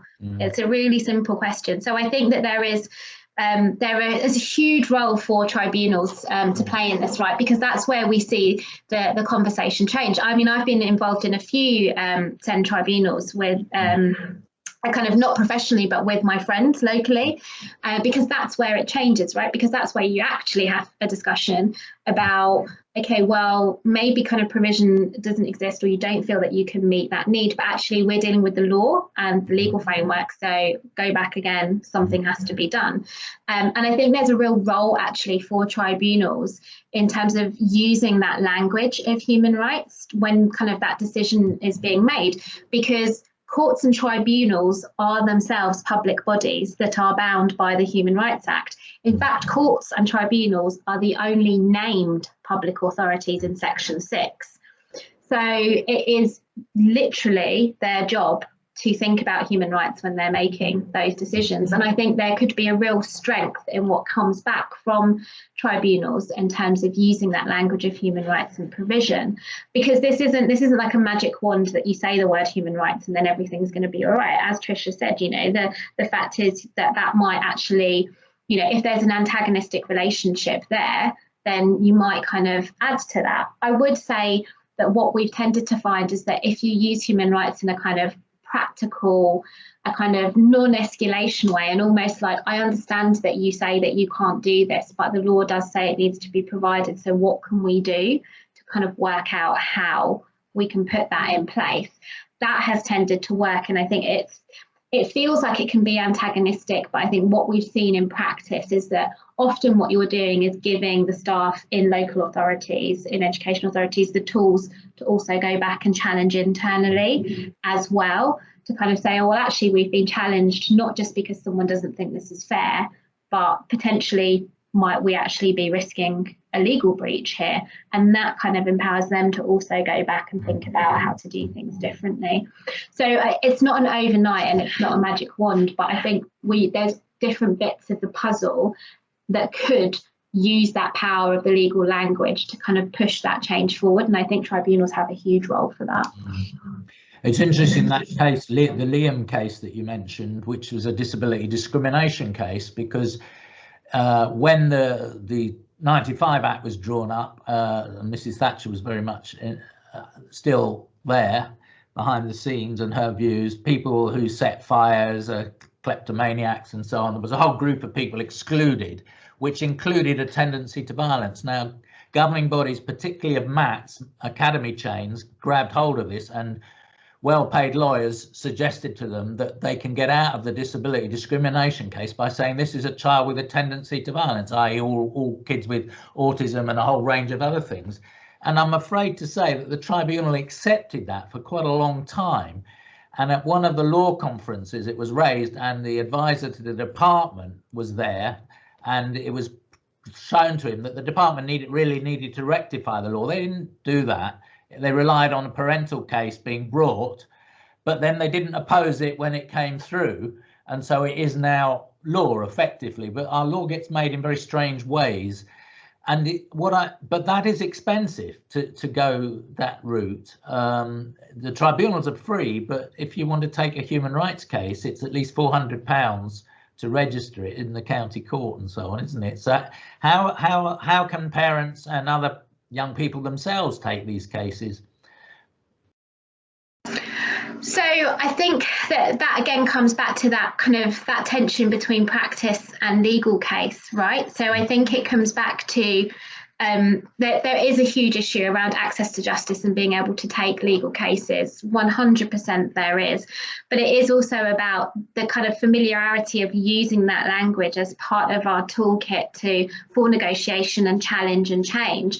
I think people can feel really kind of frightened around using the Human Rights Act language, but how many other legal frameworks do you use when you're talking about inclusive education? Like how many other sections, how many other bits of law, how many other bits of policy, how many other bits of guidance do people use?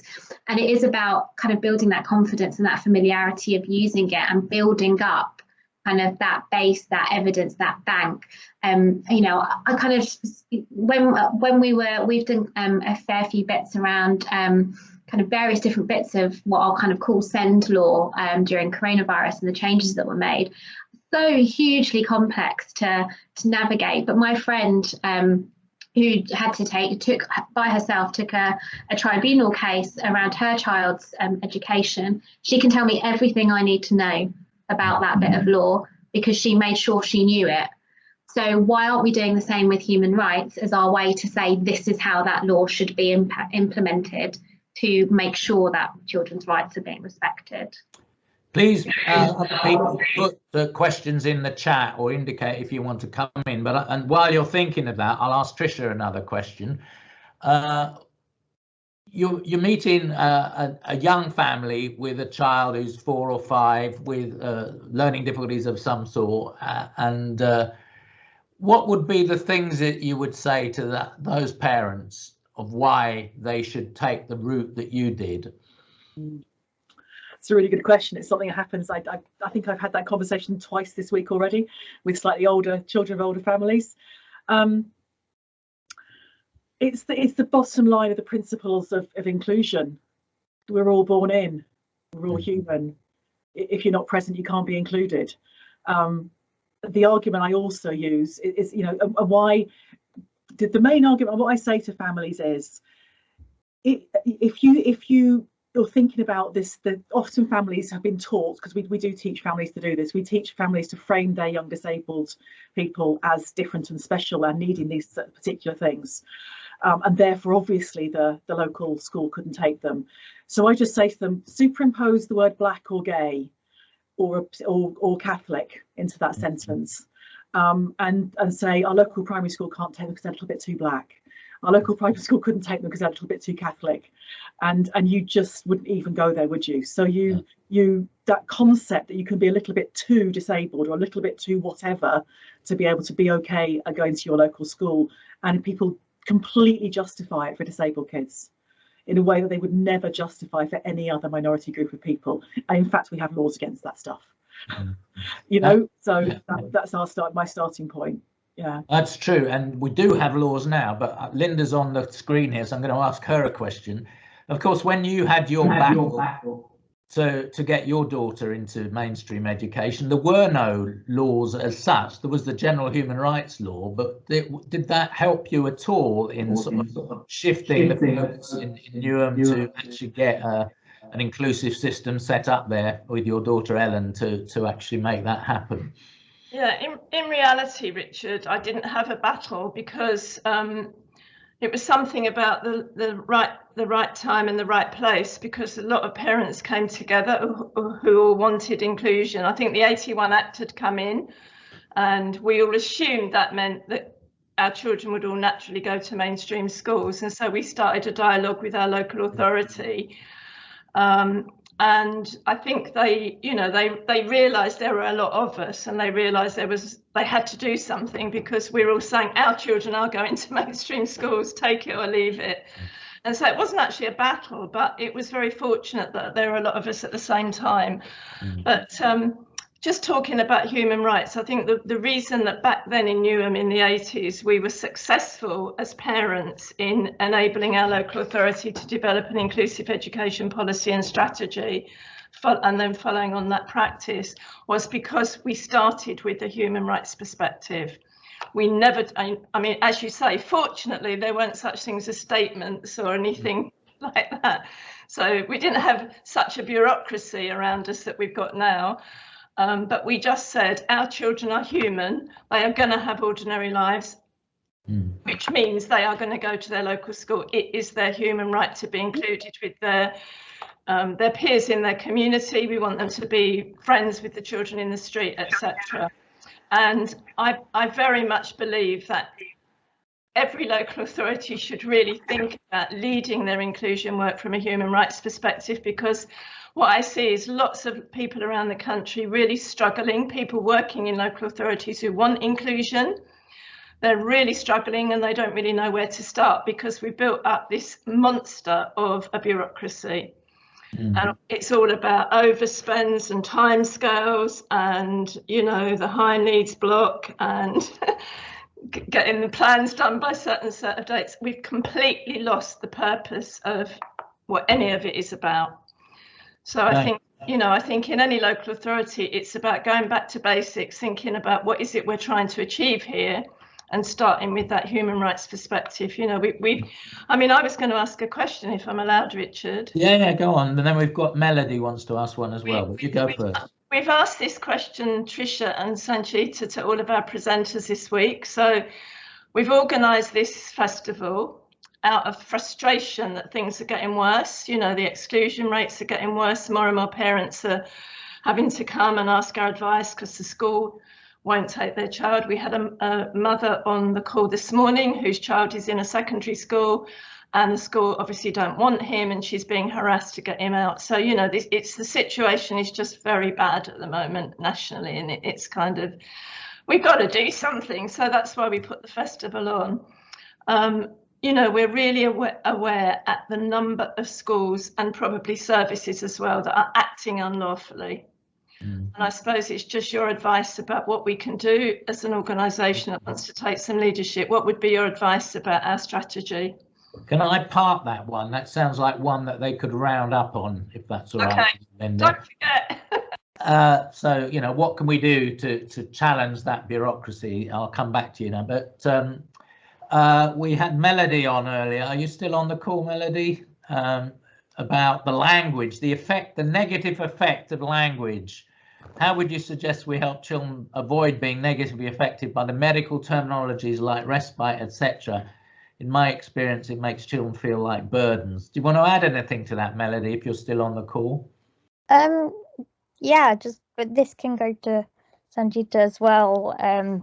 But basically, in my experience, children pick up the language that is used to describe them and refer to them, and they grow up feeling that they're the problem. Is there any way we can help encourage them so they don't feel like they're the negative part? Okay, I'll start with you, Tricia, on that, as you were very strong on language in your presentation. Yeah, and I put a quick response in the chat, which is, yeah, you're right, Melody. We pick up the language we're given. When I first entered the mental health system, I picked up that language as a young woman in my early 20s. I kind of just sucked up all the language I was given about myself. I was doing some work with young people in care a couple of years ago, and listening to them talk about themselves as lack. Oh yeah, I'm lack, looked after child, and just very comfortably just using that language and ostracizing themselves. It's that just a really difficult tension. And we do it to families. So families, yeah, every time I work with a family, they'll have got very competent in using the language that's assigned to them by the system. So I just think it's a constant challenge. It's a constant. At Lucy's review meeting, Education, Health and Care Plan review meeting on, I don't even know what day of the week it is today. It's Thursday, isn't it? It was on Monday, a meeting, and this was actually said. We were talking about her friendships and talking about college are very anxious about some of the things that Lucy does that they perceive to be not appropriate. And she's autistic. Sometimes she does stuff that people might look a bit odd to other people, but it's fine. It doesn't bother us the slightest. And we were talking about how can we support that, and they said, let me just get this right. What we need to do is to think about strategies we can use to enable Lucy to engage with her peers while she's transitioning to the bus. I said, do you mean we can help her chat to her friends when she's walking to the bus stop? And they kind of looked at me, and it's that whole, everything's just, so we have to challenge. So I just spend my whole time reframing back to people the language, even to families. I do it. So when families speak to me in ways they've learned, I reflect back the ordinary language. And I sometimes say to people, check it out. Would you use those words with your mates down the pub? Yeah.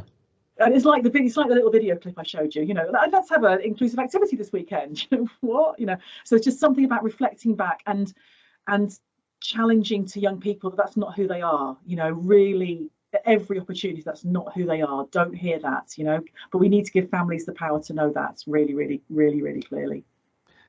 Sanchita, do you want to add anything? Yeah, I will. So because language is something that we think about constantly all the time where we are, because I know that what we're saying is use human rights as a language, and it can feel really technical and scary because it's something legal and it's something we don't do on a day-to-day basis. But really all of the stuff we're talking about is it's just us, like as people, and the things that we want and we need, but that actually we're entitled to.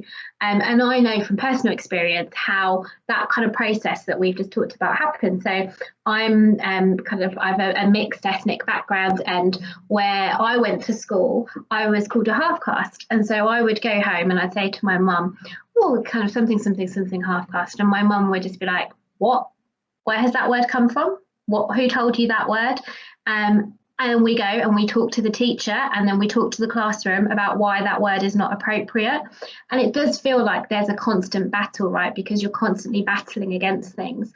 And I think it is one of the absolute unfair kind of ways that our system is set up, particularly around education, is that mostly in order to get anywhere, you either have to buy into the language of vulnerability and need, because in order to access something, you have to say, look how disabled I am or my child is, and therefore that's why I need it. And it is on parents and families to push and push and push to get that, because the standard provision isn't just meeting a basic kind of level of ordinariness, kind of what we're talking about now. And I do think that's fundamentally unfair. And I think it is just about the pushback, as Tricia said, and using the language. And so what we would say is repeat the language back to the person, but in the terms. So as you were saying, kind of, Tricia, do you mean my daughter's right to just have friendships and to chat to people when she's on the way to the bus the same way that you would? And to always reframe it and to push it back and to make it about us and our, not about specific and different. Well, I mean, I take a slightly different perspective, because I think I come from the disability rights movement, and I think we would say all equal, all different would be our slogan, and we would say embrace the difference. Learn the history of your difference, find communality with those who are excluded by the process, just as those who are subject to racism or sexism find communality in same group identity. So disabled people need to do it. And so young people need to slowly learn that they are part of a group that can be discriminated against, and that's not about them. It's about a process in society, the process that led to those killing of people, the process that goes on all the time. And in a way, they have to be equipped to be able to deal with that in their life, because it's going to keep coming back. It's not going to go away. And while I embrace the idea of gloriously ordinary, we also need to recognize that there are some fault lines that haven't disappeared and are going to be around for some considerable time. And we need to equip and strengthen our young people to be able to deal with that, and also enlist their non-disabled peers as allies in that struggle, just as we would expect that men who are supportive of women will be tackling the men who make the sexist comments, who do the wolf whistling and so on, or the white guys challenging the others who make racist comments. We would expect that to be happening on disableism. And I do think we sometimes need to help children to see that as well. So I balance it up in that way. We're losing quite a lot of people, so I'm going to sort of round up with that last question that Linda asked.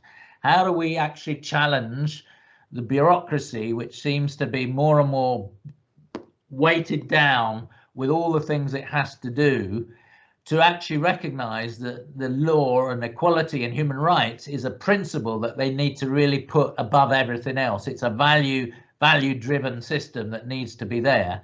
And that's particularly difficult with a government that doesn't seem to recognise those things, that actually confuses the EU Court of Human Rights with the European Court of Human Rights in a number of the statements that they've made, and are actually as on record of saying they'd like to get rid of both of them. So, that's where we are at the moment.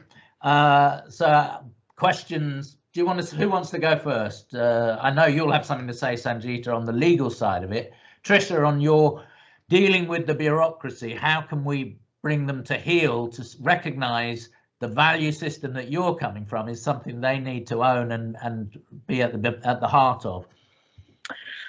My experience is that I learned this.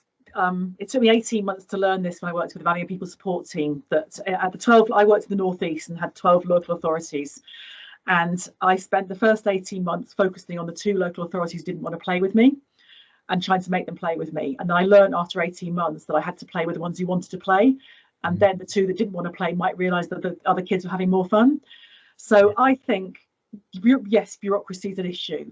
Again, the 3 schools that I have given my 2 such fabulous experiences had a healthy disrespect for bureaucracy, and also a healthy understanding of how they didn't have to play with the bureaucracy, because actually most of it's workaroundable. So I think we're at a moment in time where NDTi could put a shout out and go, who wants to play? We recognise setting out a statement. We could put a blog out that says we know this is possible. We also know there's huge problems going out. Who wants to, is there a call to action? Who wants to be head above the parapet in sharing their ideas and real practice of being genuinely inclusive? And we'll give you some support to do that. Brilliant. So I would go a good suggestion there. One for NDTi to take away. Okay. Sanchita, thank you. So I feel like Trisha and I have actually only just met, but I feel like we're segueing perfectly.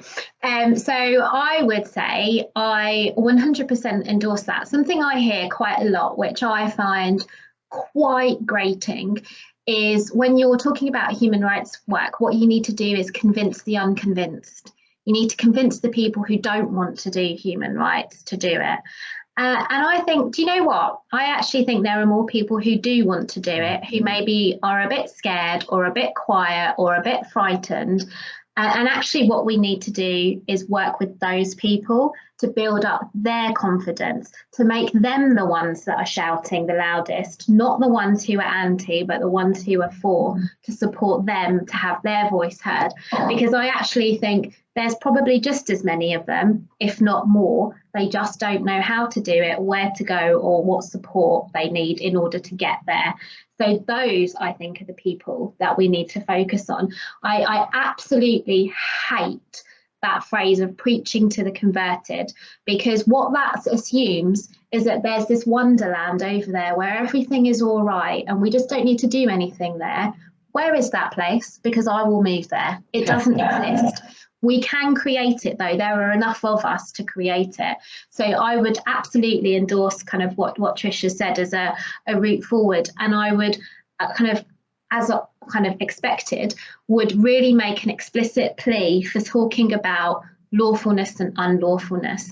I think it's powerful and we need to use it. It can feel confrontational, it can feel controversial, but do you know what? That kind of example around Liam's story, Richard, that you kind of picked up on, it wasn't until someone said this is unlawful that practice actually got knocked on the head. And I think today I've also seen, in respect of do not resuscitate orders, for example, lots of criticism of discussion around kind of reports that have come out today saying that's inappropriate or that's improper. That's not the issue. It's unlawful. So let's say it's unlawful and let's use that power to push the positive.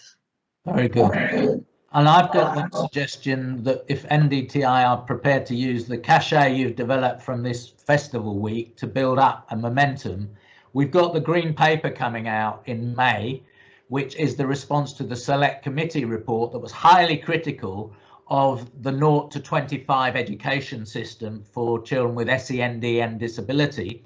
And it seems to me if we did one from a rights-based perspective, a critique, which we could get large numbers of people to sign up to, there will be other things that people want to put in, but if we could reach a common group that did that, I think it might actually influence the debate, and we could certainly get to a number of parliamentarians on that, not least those on the Human Rights Committee, to actually champion that in the discussions that go forward. So I think that might be a way forward, or one way forward.